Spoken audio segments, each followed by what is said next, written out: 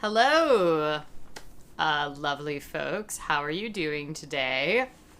Good to see you. Welcome to the hellscape that is whatever is going on with Oregon right now, which is very weird.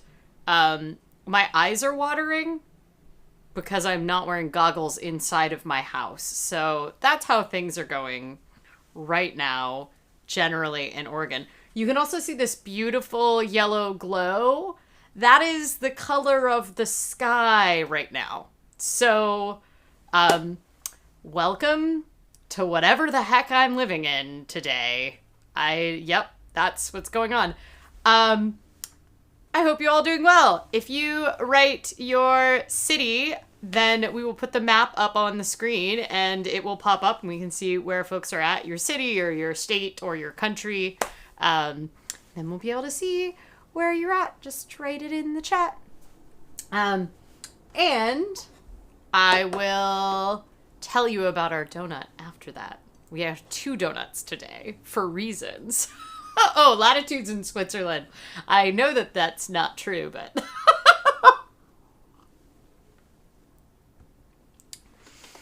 Hello! It seems like many of you are in places that are not on fire currently, and I am very jealous. Can you breathe where you are at? Welcome! Yeah, it looks like lots of not on fire places, and that's great. So, as you can tell, the theme for today's live stream is very fire related, and that is because Oregon is burning.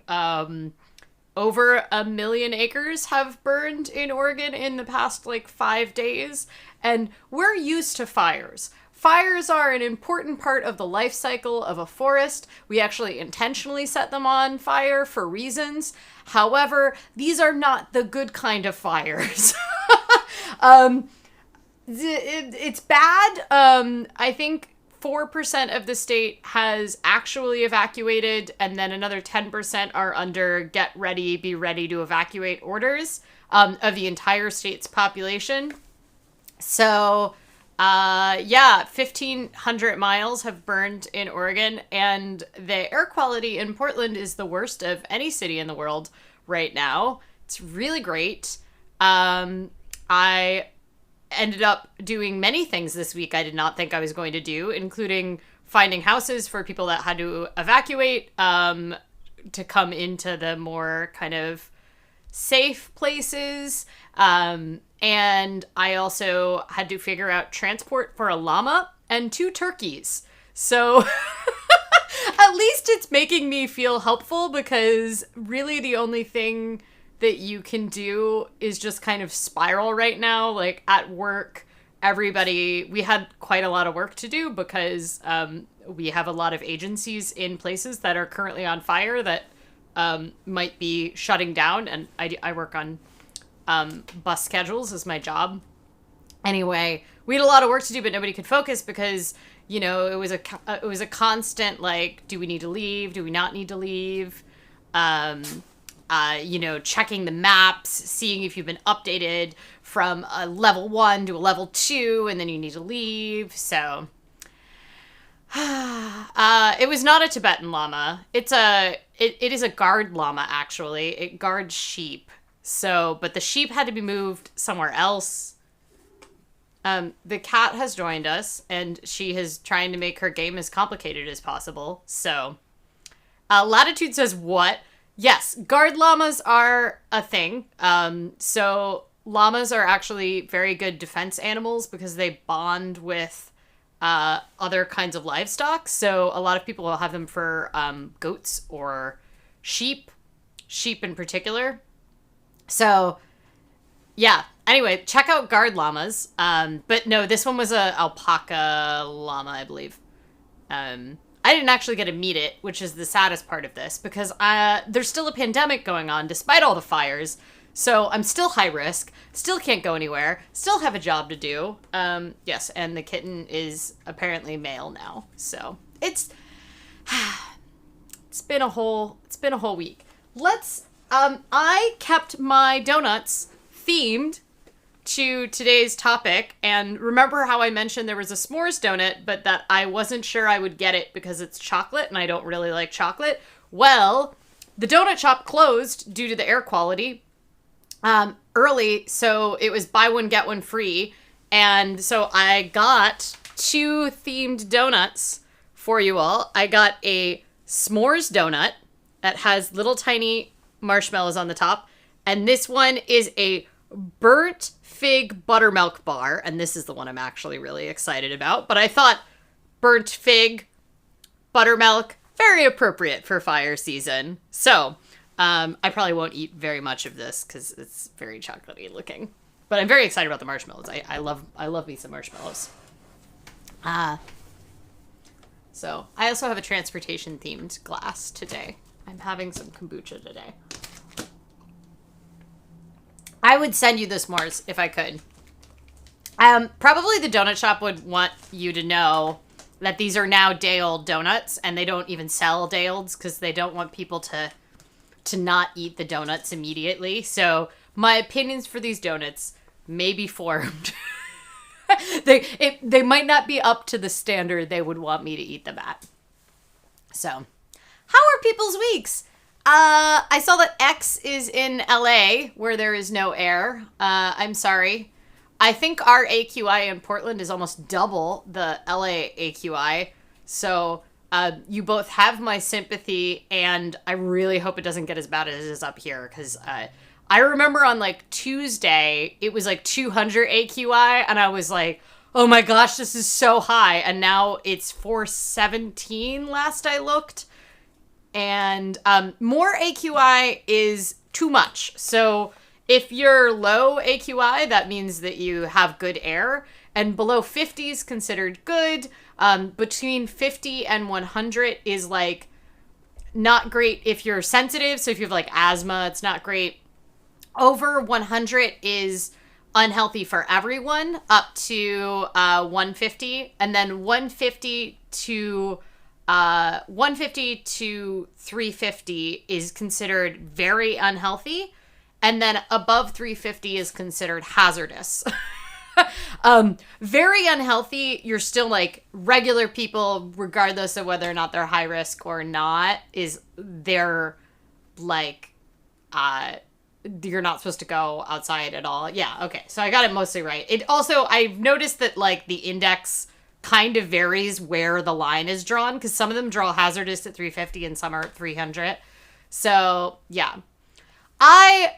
Nathan says, I was ramping up to start doing some aerobic exercise to combat my core blues last week. The universe had other plans for me. Yeah, I had the exact same situation going on. I mean, I finally started following, like, a running training plan, which I don't really like running, but it is a very, like, it's easy to do outside. It's good to do.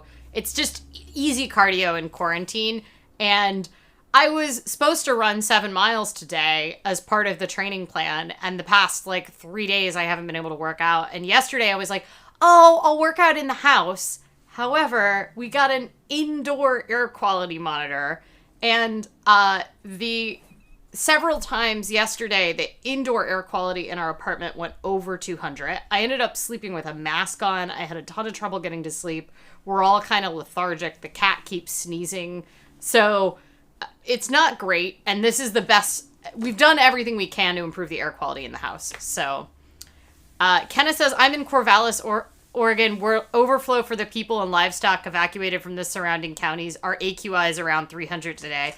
Whew. I'm sorry, Kenna. Yeah, we're going to talk about why Corvallis is overflow for the people evacuated from the surrounding counties. Yeah, it's been very stressful. Oh, nice. Aaron made a thing where now we can show it on the screen. So this is this is inside of our apartment, the AQI on the screen. And then below that is the outside AQI. So, yeah, it's great. Apparently it's only 38 in Switzerland, where latitude is right now, because latitude is clearly in Switzerland and not just trying to move the map around. That sounds great. Yeah, it's been very stressful this week, and I don't really have anything to report as far as the economy. Normally, I would tell you all things about what happened with the economy. The general thing that happened this week with the economy is they still have failed to pass any kind of second round of relief for people in the US. And they're additionally, the UK is like trying to back out of Brexit deal with the EU. So that's great. And a bunch more people are still unemployed. And the fact that the unemployment continues at the rate each week of new claims that it is leading a lot of folks to believe that we are switching to permanent unemployment as opposed to furlough, like everybody kind of believed in the beginning. Dean says that the UK is a rubbish bin trash fire right now. Yes, it is it's actually really kind of, the Brexit situation is kind of a dumpster fire. Cases also started to go back up in the UK this week, as they did in a bunch of other European countries, or I guess I should say other European and UK countries. So I know that there is a possibility people are talking about a second lockdown or something. So that's the economy news for this week, is that everything just keeps getting worse, pretty much. So we can move on from there. So I've been tweeting about the fires a lot this week instead of my normal kind of economy tweets. Obviously, most of my tweets have been focused on like figuring out resources and telling people evacuations and things like that. But one of the things that and just whining, a lot of whining. It's just been a lot of me whining about the AQI. One of the things that I brought up was that the urban growth boundary in Portland actually is part of the reason that, for example, we do not need to evacuate Portland. And it doesn't look like kind of a lot of the big cities are going to have to evacuate. And that if we didn't have the urban growth boundary there, it's very likely that this fire situation that we're in Oregon, which is, it's not a fire, it's a bunch of fires that have now merged. Three of them have now merged together to form one giant fire. And then there's other fires too. Like new fires just keep popping up. You're not even supposed to smoke a cigarette outside right now, because even in the city, and they closed the parks in the city because of the chance of sparking is so high. Like cars could spark and set off a fire right now. And I had quite a few people ask why the UGB does like make the current situation better than, like, why is this better than the alternative? And also ask about what the urban growth boundary is. And I thought I would talk about it. It is related to personal finance in a lot of ways, and that is because it's very closely linked to housing affordability and industry makeup. So what kind of jobs people have, how far they go to get to their jobs, and what kind of house they can afford to live in, and what kind of houses they have available to live in. So I'm not going to talk too deeply about the housing affordability side of things unless people really want answers to those questions. They are a complex question, although it is the thing that I focused on. Like, I did my thesis on Portland's rental market. And I specifically, I will say I am not an expert on the urban growth boundary. I did study it a lot. I've, been on a lot of committees that have particularly worked on the planning process, and I also did a one-year training program called Land Use Leadership Initiative, and that was specifically to train folks that work as citizen activists about the urban growth boundary, and spent a lot of time looking at the process by which the urban growth boundary exists, but also the pros and the cons of it from an environmental justice perspective and racial inequality perspective. So that's kind of my background with the urban growth boundary. If this was not my live stream and it was like normal times, I have a bunch of friends I would love to have on here to talk about it that would be even better and smarter, including my friend who's running for Metro, which is the agency that regulates the Portland urban growth boundary, and who I completely endorse for running for it. So I would like him to be one of my next Metro counselors. Okay, so do people know what an urban growth boundary is? Should I start by describing what it is? Maybe I'll do a definition of the urban growth boundary and a little bit of information about what it is and how it's established and how it's different than other places. And then we'll eat a donut, and then we'll come back to the fires. Claire said, I assume an urban growth boundary is the line beyond which a city is not allowed to grow. Correct. And a lot of cities do have an urban growth boundary. Sarah said greenbelt. A greenbelt is not actually the same as an urban growth boundary, although sometimes they do have similar impacts. And quite often a greenbelt will be implemented kind of as an alternative to an urban growth boundary. What an urban growth boundary is a magic line that you draw in planning documents, and you say the city cannot grow outside of these. So Portland is very unique in a lot of cities do have urban growth boundaries, and urban growth boundaries essentially mean that you limit development outside of that line. And Oregon established in 1979, they established urban growth boundaries for all of the cities in Oregon. So Oregon's kind of geography is such that we have very little population in the eastern half of the state. There is a lot of ranch and farmland and forest, and extremely low population density. We have mountains in the kind of middle side, and then our corridors of sort of where the largest concentration of population is on the western side of the state. And some of that has to do with climate. On this side of the mountain, it's quite wet. On the other side of the mountain, it's quite dry. On the other side of the mountain, you get this lovely place called Bend, Oregon, where you can ski year-round, and they get a lot of sun. So that's one reason that people go to the other side of the mountain. But the population density on that side of the state is there are parts of the state in Oregon that you could drive for probably 7 hours and not see another human. So by contrast, on this side of the state, on the western side of the state where I live, and most of the cities that you may have heard about if you've heard of Oregon cities, most people have really only heard of Portland. We have a couple other cities, but Portland is the only one that kind of, for one, we are considered a major city. The other cities in the state range from something as small as like 50,000 people to up to this. Portland is, the actual city is 500,000 people, but the metro area is around 2 million. Emily says, Oregon, we have a couple of cities. I mean, that's like literally, that's literally how we advertise the state, I would say. So there's Portland, Eugene, and Salem. Salem is our capital. Gresham and Beaverton, those are kind of the cities you may have heard of, and Hillsborough, perhaps. Beaverton is where Nike is based.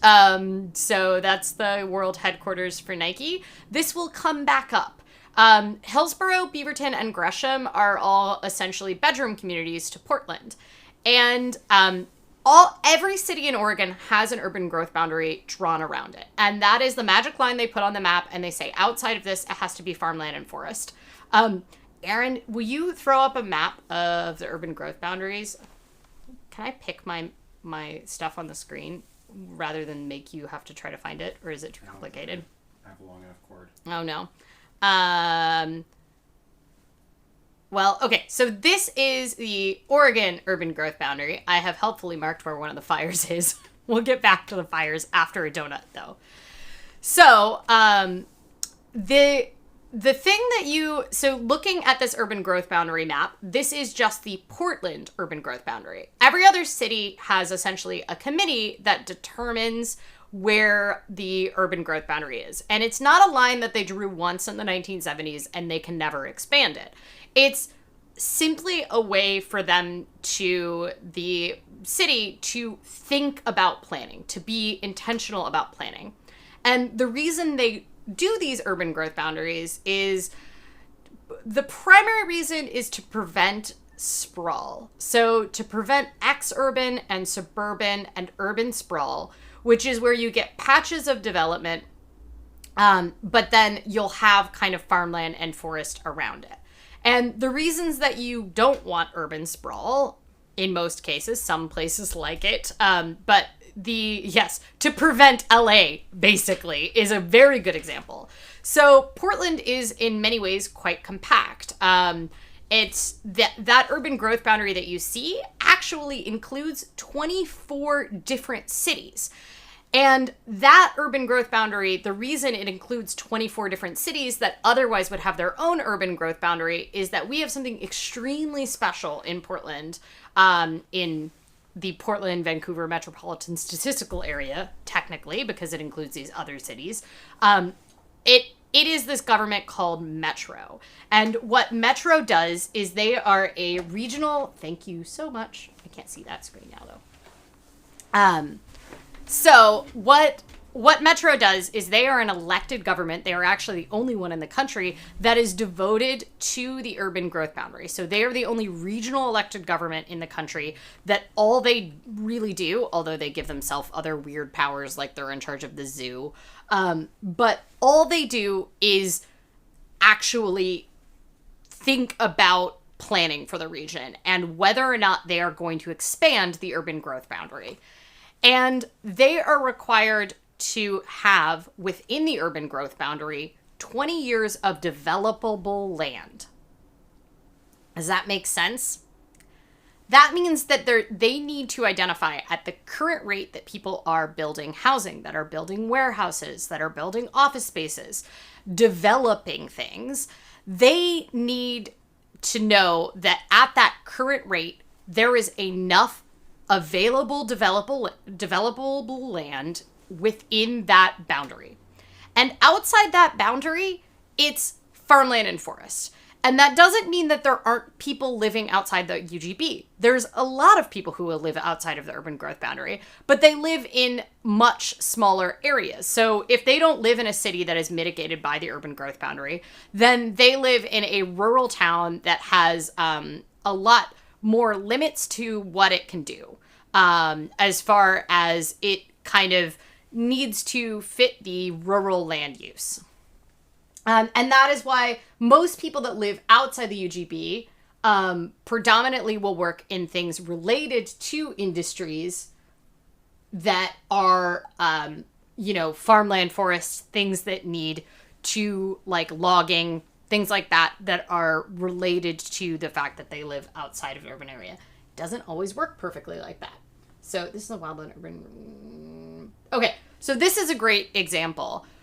This is actually the edge of the Portland urban growth boundary. So you can see the development goes right up to the line.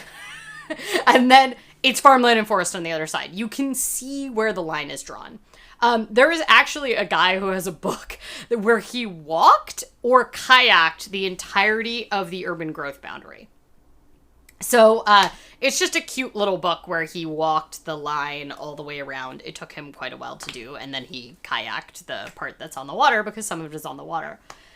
So there isn't any rule that says that the urban growth boundary... so these are all of the urban growth boundaries in Portland as of, I believe this is a 2016 map. So you can see that there's quite a bunch of... Everything that's blue with a line around it is... the urban growth boundaries for those cities. So you can see Bend that I mentioned. That's that place that gets all of the sun that we do not get in Portland. And you can see other little, small towns that have an urban growth boundary. And quite a lot of it on the coast as well. There's no rules or limitations to how far, for example, Portland's urban growth boundary could go, except that we don't regulate the other side of the state, the other side of the border of the state. So Portland is abutted by the Columbia River, and we are not in charge of Vancouver. And largely what has kind of happened is that Vancouver is just an escape valve for for everybody that wants to have kind of unregulated development, because the Vancouver planning system is a lot less structured than the Oregon side of the border. So a lot of people kind of escape up there, which is why in Vancouver you do see a lot of the sprawl that you see less of in Portland. You see more of these kind of like a pocket of a development with a lot of cul-de-sacs, and everything is oriented towards cars, and then you have to drive quite far to get anywhere. Someone literally put a ruler down on a map. No. So how does that line get drawn? How do we decide where to put it? So they are constantly reviewing the urban growth boundary, and they do expand it. They've expanded, I believe, 24 times. And the choice to expand it is because they look at the rate of building new things and go, oh crap, we are not, like, we don't have enough land to have 20 years worth of developable land inside the urban growth boundary. Sometimes they will scoop up cities. So a great example would be Damascus, Oregon, that was scooped up in the urban growth boundary. But the way they make those decisions is by having so many meetings. They have a bunch of meetings. They have meetings for years and years and years, and have stakeholder advisory committees, and have people come talk about if they want their city to be part of the urban growth boundary, what kind of use they need, how it will affect things. The land that they choose to add to the UGB for a long time was low quality farmland. So they would essentially pick at the edge of the urban growth boundary when they were looking for new land to add. They would pick, okay, let's get this low quality farmland because its highest use is not as farmland. It's, poor quality soil. What ended up happening is a lot of the things they were adding to the UGB were actually really, really expensive to develop. And they wouldn't end up getting developed, so they'd add these poor quality farmlands. But part of the reason they were poor quality farmland is because they were like rolling hills or deep ditches or like weird wetlands.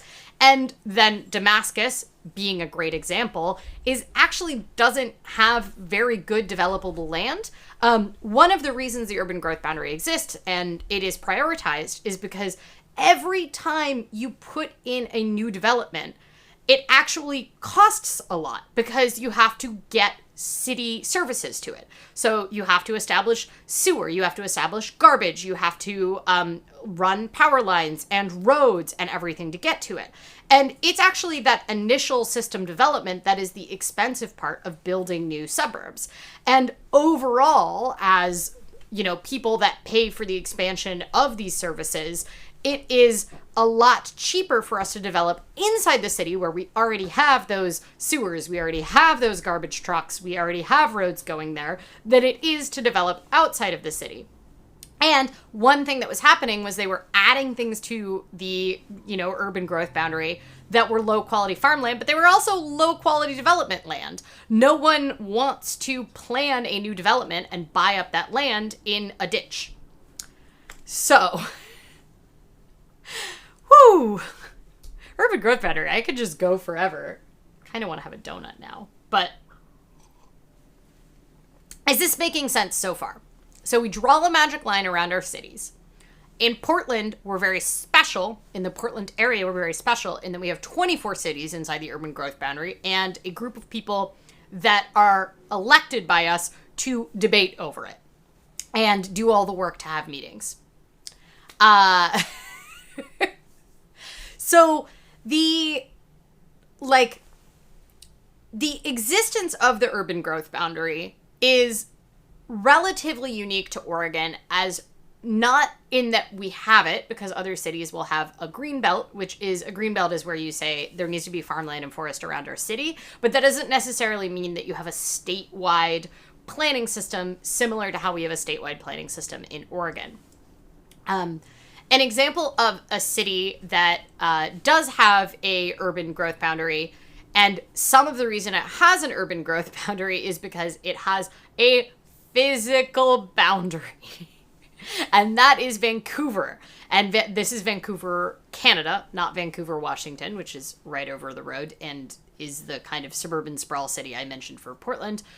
No, Vancouver, British Columbia, in a lot of ways does have an urban growth boundary. They're a heavily planned city, but in addition to that, they actually just have mountains on one side and a bunch of water on the other side. And so on three sides, they can't really expand. So they have this kind of intentional urban growth boundary because it's almost impossible to build large-scale urban developments on mountains, is a thing we've learned. So, and very hard to build them in the ocean. So, yes, exactly. And one of the reasons that, Vancouver, British Columbia has some of the worst housing affordability in the world as far as their access to housing. And that is because, in Oregon, we can expand this line. We do expand this line. We look at it, we determine, okay, population is growing, we need to add land, because there's not enough land inside the urban growth boundary to develop. But Vancouver has less options as far as that choice, and that is one of the big questions here. So a lot of people criticize the urban growth boundary because they say if you limit our ability to build housing farther away from the city, then what you're doing is you're forcing everybody to live in the urban core, and that raises the price of development. In reality, the price of development is largely that new kind of construction. So to build a home, if you're building in a new development, that actually costs a lot more than building in a city for those reasons I was talking about with like sewers and everything like that. However, where you get into housing affordability within an urban growth boundary is the exact same problem that every city has. So Houston is a perfect example of a city that has no planning, none at all. So little planning, and is massively sprawled. And like, it is kind of the polar opposite as far as the Portland planning system, but they have the same housing affordability in the urban core problems that we do. And one of the big reasons with that is because if you either don't if you don't put proper encouragement in the free market via incentives or government subsidies to ensure a mix of housing that is available to everybody based on their preferences, so that is both price, size. Some people like to live in apartments. Some people like to live in single family homes. If you don't have a mix of housing affordability, then and a mix of types of housing, then you run into this issue. And that is one of the big problems with Portland, is that we have a housing affordability problem, just like every city on the West Coast does. And a lot of people will blame the urban growth boundary. There isn't a lot of evidence to suggest that it is the urban growth boundary's fault. It is the exact same perpetuation of the problem that other places have, which is that there's not enough proper incentives. They didn't mandate enough mix of affordable housing. What I will say is that because Portland is a more highly planned city, there are a lot of ways in which it is less likely that everything that gets built is single family homes. And that's because they have their own incentives and rules around having a mix and different types of housing stock. So, this is a great example.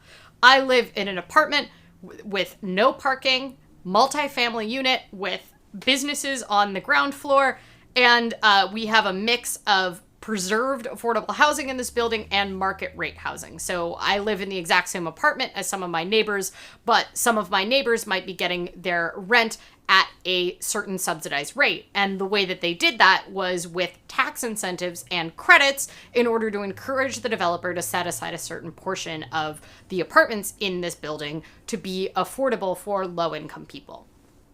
And you have to do that by making it attractive enough for developers to build that kind of housing. One of the big issues in Portland, like many other cities, is what is called Nimbyism, which is not in my backyard. People prefer to live in the type of neighborhood they prefer to live in, and they don't like change.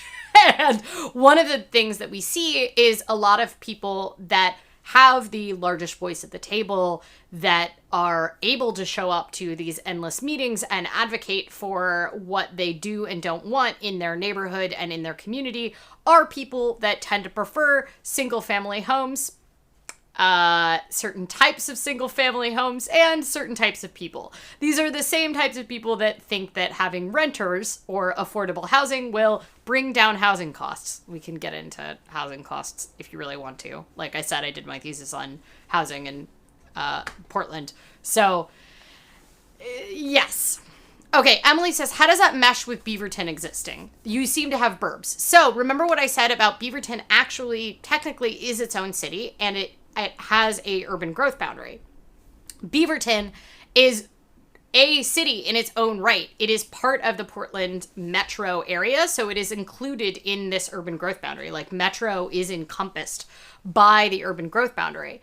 And one of the reasons that Beaverton, perfect example of a place that has kind of a lot of very single family home kind of looking stuff, although there is quite a lot of multifamily just as well out in Beaverton because people want different housing stock, is that those were cities that then grew up from around there. So the thing for us is that we've kind of merged. But what I will also say is that Beaverton has merged with Portland. Like, it's a pretty continuous, like, you can go from Portland to Beaverton and it's fairly continuous development, versus when you're in Houston and you see a bunch of development and then you drive and there's nothing, and then there's another development, you know, and it might be 60 miles away.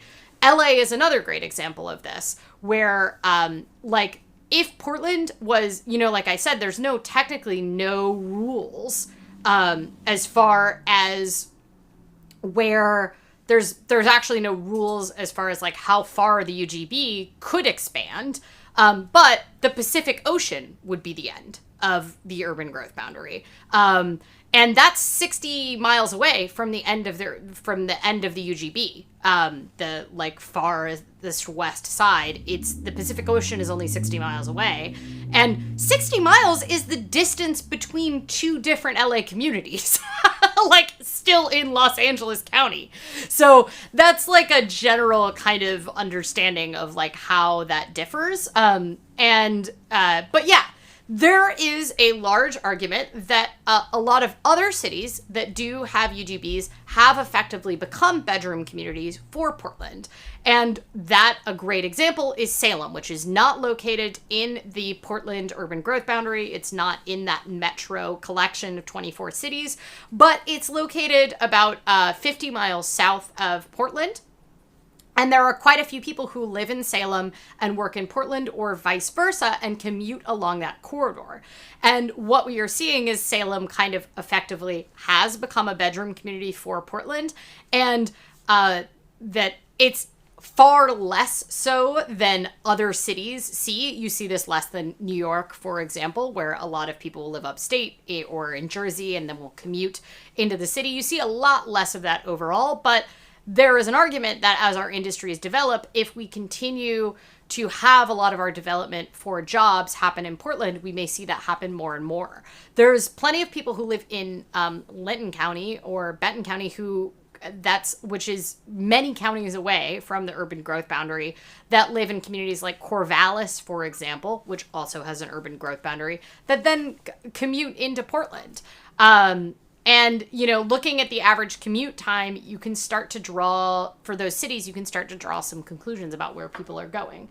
That photo that I put up on the screen of the edge, that's actually the edge of Hillsborough, which is, a lot of people would say, oh, that's a suburb of Portland. That is that's a bedroom community to Portland.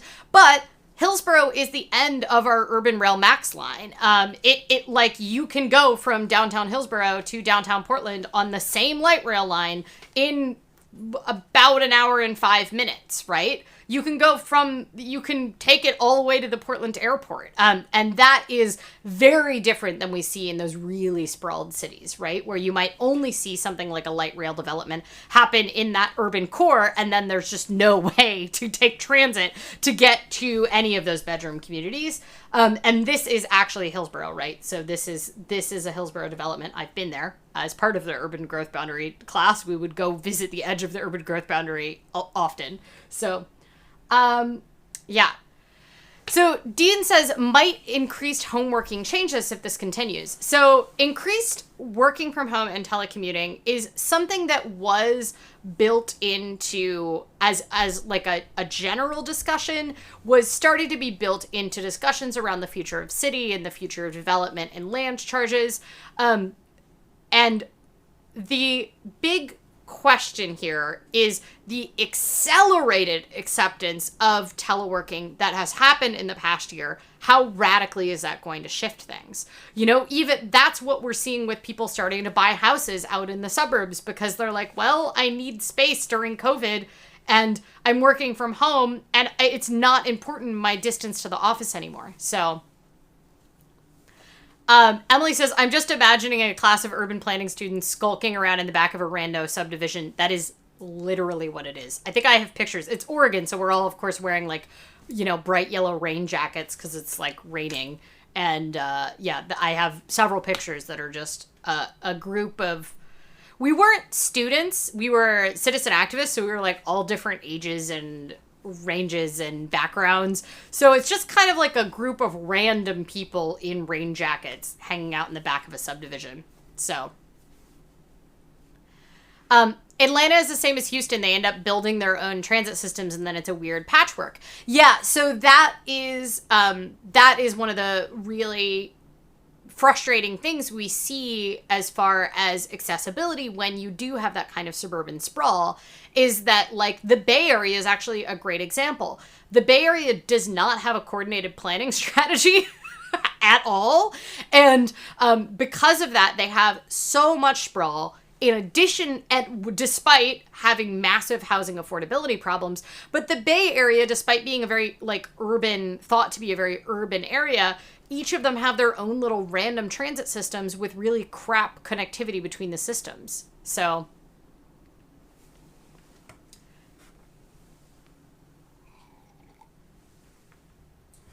I want to eat a donut. So we're going to eat a donut. Because I do want to talk about why this is relevant to the fires. All right, so these are the donuts. This is a s'more donut, and this is a burnt fig butternut bar. I think I'm going to try the s'more donut first because I'm not that excited about it. And I'm going to get it out of the way, and then I can wash the chocolate taste out of my mouth. I know that sounds weird to most people, but there's, like, granola on it.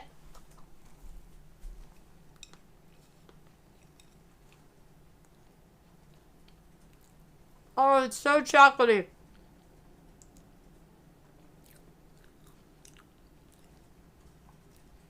My main review is it's really chocolatey.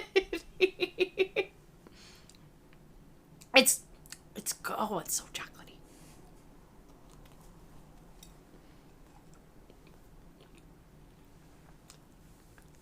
It's a donut. It's fried. I do want to eat the marshmallow, but I'll, like, eat it with a little bit of the chocolate.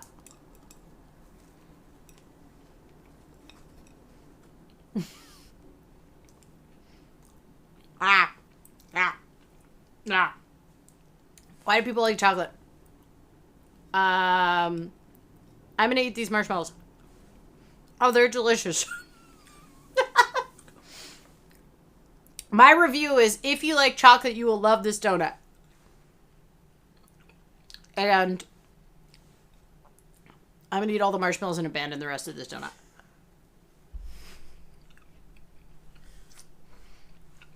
Okay, let's move on to this other donut. Oh, I'm glad to know Latitude says that's also how they feel about it. I appreciate that. Someone else is weird like me. All right, this burnt fig butternut bar looks incredible.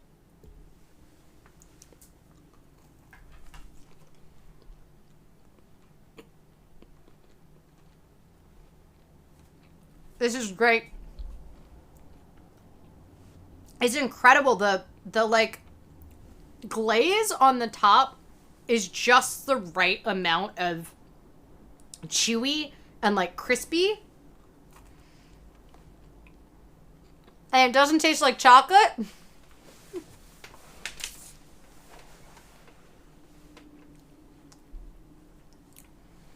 The inside is like, Aaron, can I have a light? The inside is like a lot more bready than you would think, but it's not fluffy. It's like a, kind of tastes like a grain bread. Does it taste like crispy Fig Newtons?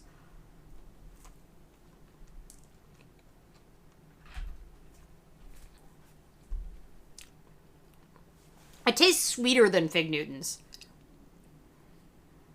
It smells like fig, but I don't know if it's like coming through as much as just like it's a delicious sugar thing. Oh, it's really good though.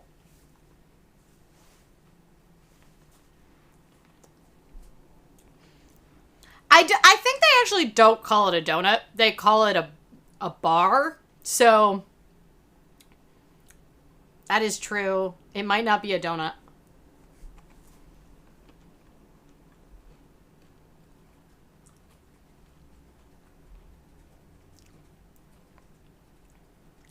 Oh, it's really good. The top is delicious.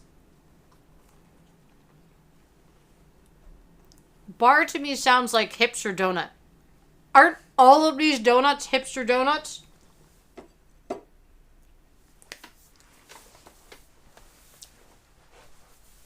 Can a place called Dough Donuts sell not donuts? They totally can because they sell ice cream.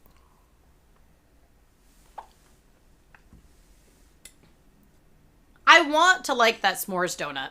I think it's a good expression of a s'mores donut. It's just, it's filled with chocolate.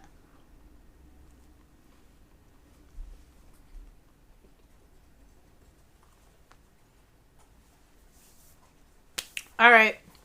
I support that. I will now answer any questions you have about the urban growth boundary or this delicious donut.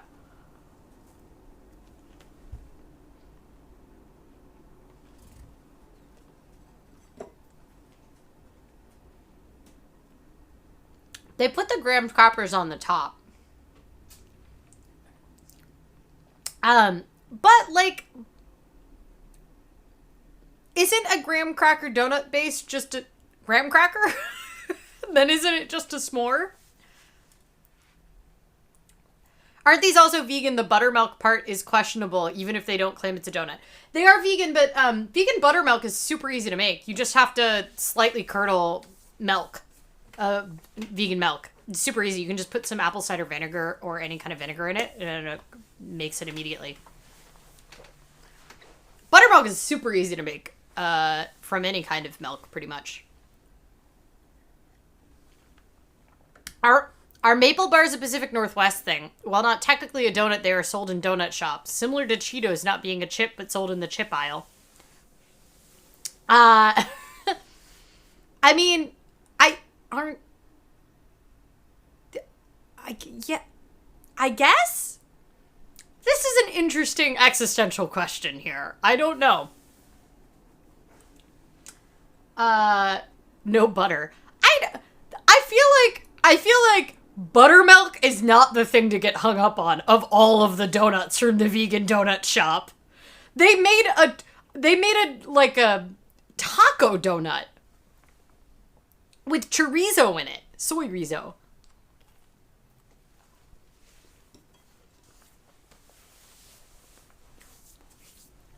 Is it apple cider, regular apple cider? Or apple cider vinegar? Because if it's just apple cider, no, it won't work. It needs to have vinegar in it so it can curdle the milk. Yeah, I spared you all the taco donut. I What was the like full name of it? I just knew that I wasn't gonna like it, and so I didn't get it. And then that everything bagel donut, after I've had that, I'm now convinced that I don't want to try any donut that is trying to be something that I don't think should be a donut. Yes, they are very creative at the donut place. It's like they've turned donuts into art.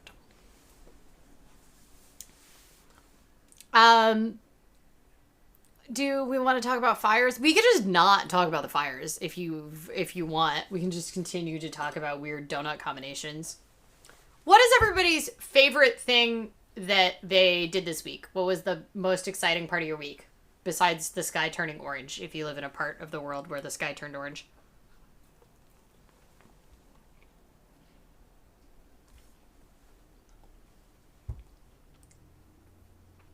I think my favorite part of the week was when I could still go outside and exercise.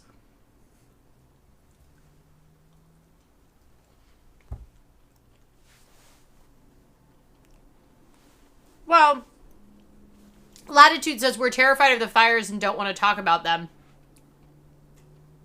But what I will say is that, like, the point is the urban growth boundary has made the fires way less bad than they would be otherwise. I'll show you a couple maps of the fires. I'm gonna finish this donut. I agree. It's not a donut. It's definitely not a donut. Emily got great takeout for dinner that was nice and not on fire. That's great. What kind of takeout? That sounds very exciting. A ton of the restaurants and shops and everything here are closed because you can't serve people inside or outside at this point. So that's great.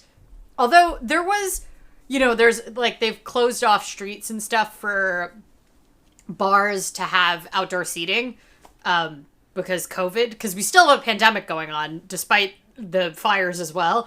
And we went out on a bike ride. We went up on a bike ride with our N95 masks on, and there were people without masks drinking beers on the patio. And like, I wish I could accurately. Oh, Aaron, do you have the picture of the Portland and what it looks like? Is there a smoke picture on there? Because it's unignorable outside. Like everything, like I was out for 20 minutes and I now reek of campfire. And you can smell a campfire like in our totally sealed apartment. And I'm just like, who are these people that are just in the middle of all of this? Be like, oh sure, yeah, let's go have, yep. People without masks jogging up Tabor. Tabor is our extinct volcano. So this is what biking in the smoke was like earlier. Excuse the keying. Yeah, did you have green pants on or something? You have black pants on. Oh, that's me. I didn't have a skirt on and I failed to recognize that.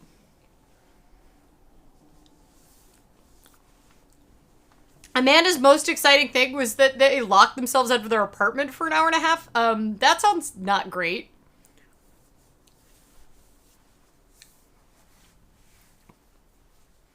I started my buy nothing, sell nothing, which I talked about in the forums, which has been fun and exciting. I have given so much money to the USPS. I do love that every time I actively sell something, I'm giving more money to the USPS. It's great. I give so much money to the USPS as well.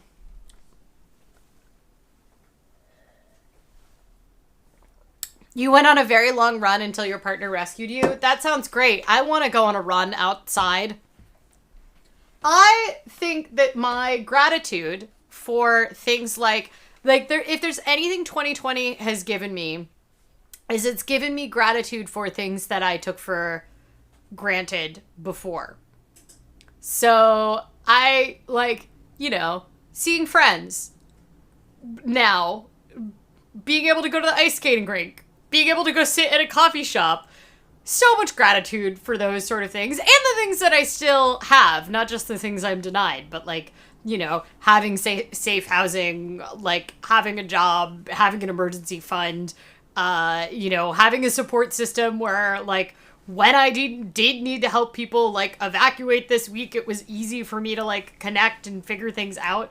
But I think that not being able to exercise inside or outside has made me appreciate how wonderful it is that at least, even if I couldn't go to the gym, at least I have great places to run nearby. And so maybe being able to exercise outside will happen more because I will appreciate it more. I don't know how long it'll take to wear off, but this year has been like 10 years long, so. I bought a candle in Portland and it's called Signal Fire, and I think perhaps it was too on point. You're not supposed to light candles even inside your house right now in Oregon. Like, that's how, like, anything can spark fires.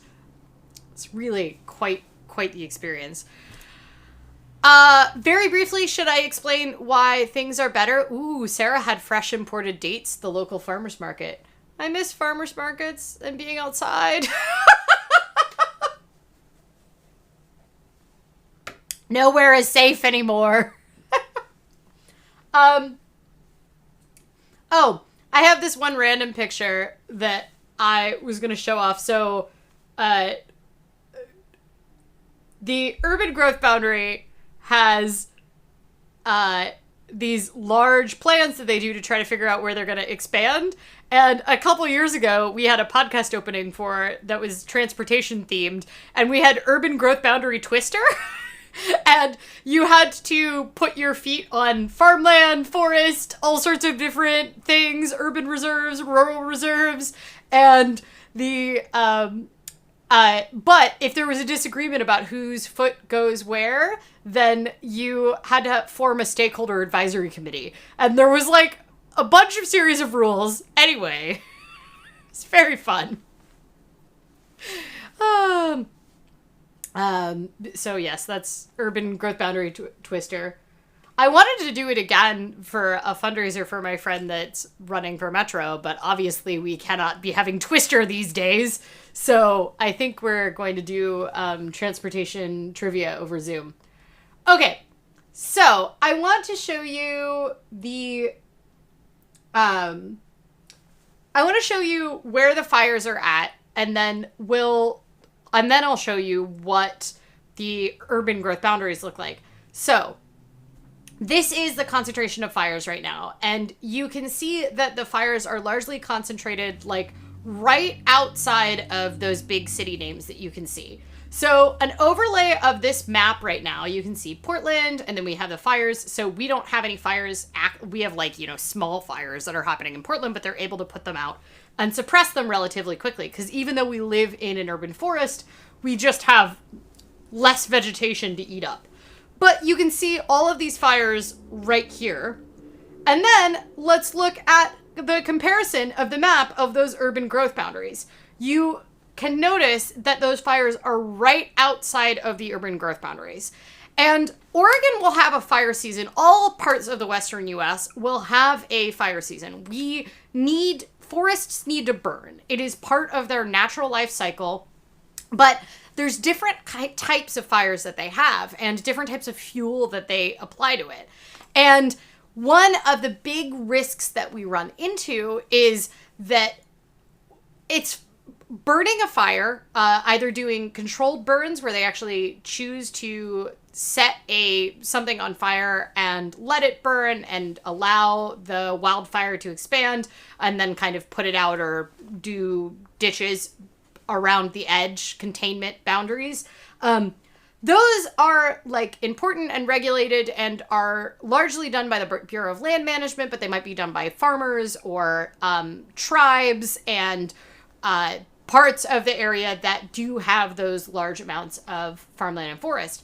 The issues that we run into and what we're seeing with these large evacuations right now is that there are a lot of places in the wildland urban interface, which is that edge where you see the wilderness right at the edge of the urban growth boundary. And then you see the city right there. And one of the reasons we're getting such large evacuations, besides the fact that the fires are unprecedented, they've got way more smoke, something about air quality and winds that makes it very hard for them to fight them. So most of the fires are still 0% contained right now. So one of the reasons that we're seeing such large evacuations is because there is quite a lot of wildlife urban interface land that like wilderness urban interface land that has heavy populations right at the end of the urban growth boundary. But when we say heavy populations, we're still looking at the regulated growth right there. If you imagined suburban sprawl, if you did not imagine that there was a magic line, what you would see is way more developments, including houses and areas. Oh, Daniel says Oregon's fire marshal has resigned after being placed on leave. Yeah, there seems to be a lot of tea going down with the fire marshal. I don't understand how the fire marshal gets removed in the middle of this, but anyway, I haven't really been following the drama, but I'm very intrigued to find out what's going on with that. So if we had urban sprawl in these areas, so like if we were actually looking at like large swaths of like we see with Houston. So a great example is if Portland had expanded similar to the way LA had expanded or Houston, you would see blue urban development that would be going all the way to that coastline. So where there are fires along the coast, there would be a lot more people living there. And the entire corridor from Portland to the coast would, in fact, be occupied. And so the advantage that we have right now with the urban growth boundary is that, one, it is easier to identify where people live, so it is easier to evacuate them. It gets a lot more expensive to fight fires when you do have humans and development there. Because we have so much set aside wilderness land in Oregon, and we know clearly where it is, the cost of firefighting is much lower. However, I'm trying to find so this is the wildland urban interface in Oregon, according to the federal definition of that. So this is exactly where people are evacuating from right now. If you are looking at this is the evacuations. And that is one of the reasons that a lot of people are saying, oh, we are the refuge in this city, in Medford, in Corvallis, in Eugene. We are the refuge that other people are coming to. Because the city is relatively defensible around that line if you know where that line is. And then the smaller communities you can bring in, because it's very expensive to fight fire if wildland actually covers, but if you have really sprawled out, it can chew through those communities really quickly. And that is why actually having the urban density is a great deal to our advantage. Right here, this is a wildland forest map that you can see. This is all of our where wildfires kind of go by density. And one thing you will notice is that the lines, those bright red where you see a lot of wildfires, are legitimately right outside where we have population density. And people would be building developments in those wildfire areas if we did not have the urban growth boundary. Does that make some sense? Dean says, is that simply due to relative lack of fuel for a fire in the city? So once again, we technically live in an urban forest. Like, this is a forest by definitions, as far as density of trees and everything in Portland. So we don't have a lack of fuel, so to speak, entirely. Latitude is leaving. Thank you for coming. Sorry. Thanks for the, yeah, the fires. They're terrifying. They're great. It isn't just due to a relative lack of fuel. If you have that clear line, then you can have more defensible edges, right? So one of the things you can do is actually put out the the safe zone lines and try to hold the line around an urban area. You also have just more firefighters in an urban area and more infrastructure to respond to fires. But some of it has to do with relative lack of fuel. One of these fires was, I believe, originally a controlled burn set by BLM, but the wind conditions were really challenging. Okay, another reason why the Wildlife Urban Reserve interface is really important is because the forests need to be burned on a regular basis. And for a long time, our strategy was fire suppression. And by our strategy, I mean the Forest Service strategy, not the indigenous tribes that have lived and farmed on this land for thousands of years, who always had controlled burns as part of their land management strategy, because there was an understanding of how the forest life cycles go. But, Forest Service for quite a while was like, we are going to suppress fire. And one of the reasons that fire suppression is such a big problem is because fire suppression, if it is done just using fire retardants and you are not actually doing it by encouraging the natural life cycle of the fires, the forest with the different types of burning that needs to happen, then the fires will be way worse and burn way hotter. So one thing that is actually true in Portland or in Oregon is, depending on the type of forest, the type of burn and the severity of burn is much hotter. So in the wet forests, which is what we have on the top and western half of the state, they tend to burn less frequently, but have much hotter burns. On the eastern side of state, we have dry forests, and they burn much more frequently, like every 2 to 5 years they need a burn, but they actually destroy less things. If you have farmland surrounding an urban density community, when you do a controlled burn strategy, then you actually have to, you only have a limited number of days per year that you can do it, because you don't want to kill the air quality in the city if you've got people living nearby. And you also need to make sure that you are doing it in such a way where the wind is not going to blow and set houses on fire.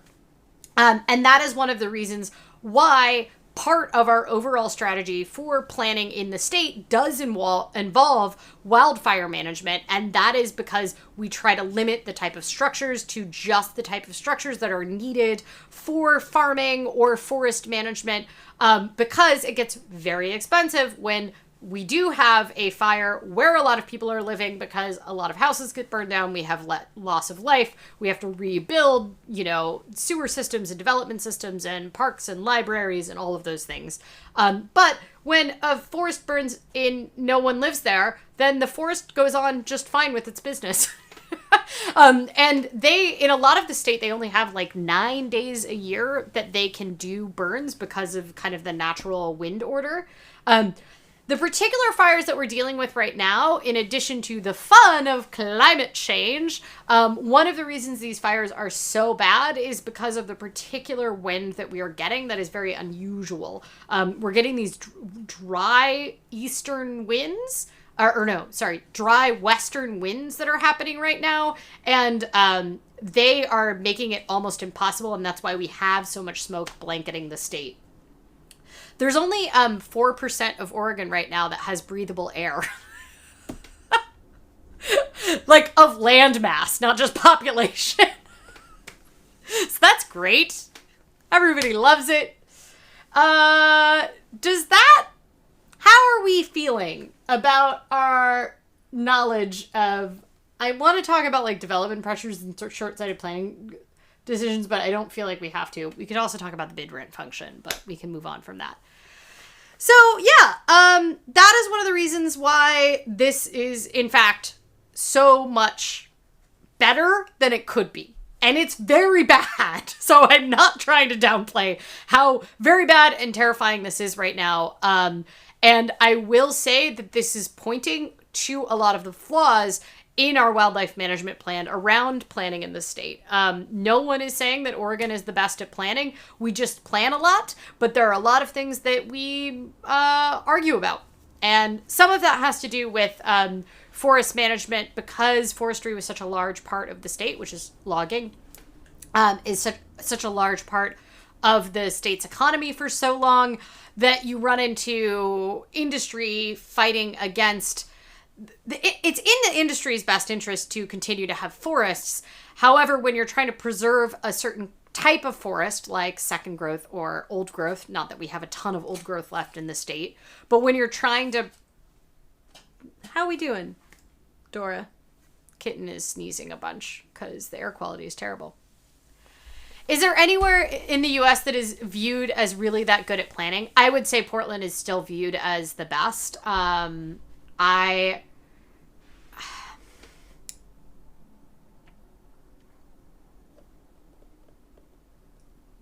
Yeah, I would say probably. I would also say that New York actually does a pretty excellent job of planning, like the city, but they have they just have a lot of history and things kind of stacked against them, which is one of the reasons they have such a housing affordability problem. They just have so many people. So, but a commonly used stat when describing the Portland's urban growth boundary to just demonstrate how little sprawl that we have is that the population has grown by 64% since we established the urban growth boundary in 1979. But the total land area that we have added to the urban growth boundary has only been 14%. In most parts of the country, that's actually swapped, where they've added 64% land mass, but their population has only grown by something like 14%. In the places that burned, like Talent, Oregon, was there a urban growth boundary there? No, all of those are really small communities that are too small to have a UGB. So they are, in fact, not cities. Talent is not a city. It is a like village, technically. And Talent is a kind of a bedroom community. So Phoenix is another one of the cities that burned. And the friend that I have that lived there, it's a bedroom community to Medford. Talent is also a bedroom community to Medford. And the both people that I know that were in Talent or Phoenix, they worked in Medford. But yeah, they're outside of the urban growth boundary. So... But, I mean, imagine if those were allowed to be cities. So if Talent and Phoenix were large enough to have an urban growth boundary and had significant populations, then we would have seen even more people evacuated, and we probably would have seen much higher loss of life, which is kind of the argument to be made, right? So there is very little defensible land in Talent and Phoenix and Gates and a lot of the communities that burned because they are so interfaced with the wilderness, but they also have relatively small populations to evacuate. So while unfortunately, people have died, a lot of people are probably going to die. We still have, like, I think 30 people missing and a total of 6 reported deaths in the state. It would be an astronomical sum more if we didn't have the urban growth boundary in place. All evidence points to that. If we had sprawl the way other states have had.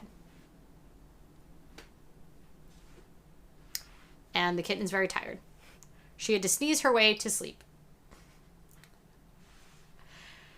Any other questions about urban growth boundaries? Like I said, I'm not an expert. But I know probably more than most people. So, yeah. It's not perfect. The UGB, it's not perfect. Anything that involves community stakeholder processes is going to be ripe with socioeconomic implications, because the kind of people that have the ability to be involved in the process are the people that already have the largest voice in our society, and that is entirely true. I will say they have a lot of good equity initiatives that they've established in the past 10 years that increase the discussions, especially among native tribal communities in the state who are part of the planning process. Yeah, she's cute. Isn't she cute? That's really excellent text emoji. What are those called? ASCII art. It's good. It's good, like, one-line ASCII art right there, Dean. Oh, well, thank you all for joining in this weird live stream. I know it was less personal finance related than normal. I would love to talk more about housing affordability in the urban growth boundary at some point if you're interested. The why is rent more expensive in the city? Because I pretty much did my thesis on the bid rent function, so I'm always happy to talk about it. And it's something that I think is really important. But it's kind of like the next step of talking about the UGB, in my opinion. But I appreciate you all joining for this extremely weird whatever this is. Brianna, thank you for joining. I'm glad this was super interesting. I didn't prep very much for this live stream, and a lot of the UGB stuff is pretty buried in my head, but Aaron was like, yeah, but you've spent so much time on it. I'm sure if you just, like, refresh, it'll start coming out. But it definitely wasn't the same as, like, writing a script out for this. But thanks for joining for this freeform episode during this time when Portland is a shit show. You should put up the Shriners camera, Aaron, just so people can see. So, there's this camera that normally, it's like a live webcam at the hill outside of Portland at the hospital. And it's normally this, like, beautiful panorama of Portland. And this is what it looks like right now. We do have to replace the kitten, which is... That's it. That's what Portland looks like. It's so bad. It's so bad, guys. What's our AQI right now? It's like 417. I don't know. Maybe it's gone down. Doesn't look like it's gone down. Yeah, it's 434 in Portland. AQI now. It's 176 inside of my house. Isn't that great? Speaking of which, I think I'm gonna go put on a mask and read some fan fiction.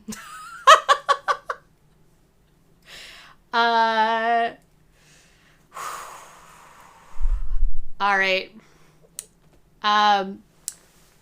I appreciate you all coming and joining. Please stay safe. Next week I will do some slightly more personal finance related topic, and I will get a donut that is neither chocolate nor not really a donut next week. I will do my best not to die, Amanda.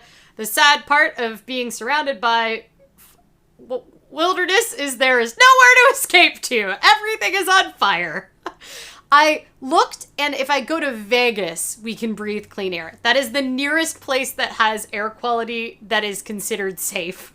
So, if we just get in a plane, planes can still take off right now despite all that smoke because it's sitting so low that apparently it's not affecting planes taking off. So, yeah. So, stay safe, wash your hands, wear a mask. If you're on the West Coast, wear a respirator while you're outside. And I will see you all next week. Take care of yourself. Pet a cat if you have one available. Cheers. Bye.